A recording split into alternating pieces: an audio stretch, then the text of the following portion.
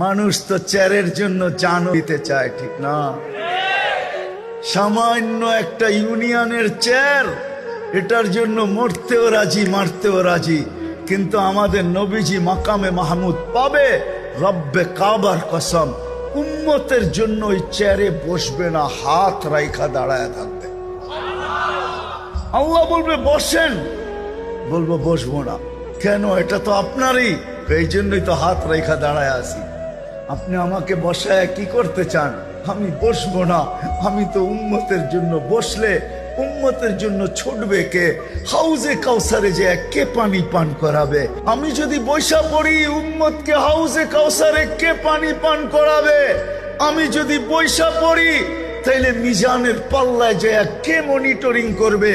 কে দেখবে যে পাল্লা সামনে ঝুঁকতেছে না পিছে ঝুঁকতেছে? যদি সামনে না ঝুঁকে, তো আপনি আমার সাথে ওয়াদা করছেন, সাউফা ইউতিকা রাব্বুকা ফাতারদা।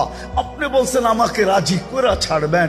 আপনি বলছেন লা ইউখজিকা ফি উম্মতিক, আপনার উম্মতের ব্যাপারে আপনাকে লজ্জিত করব না।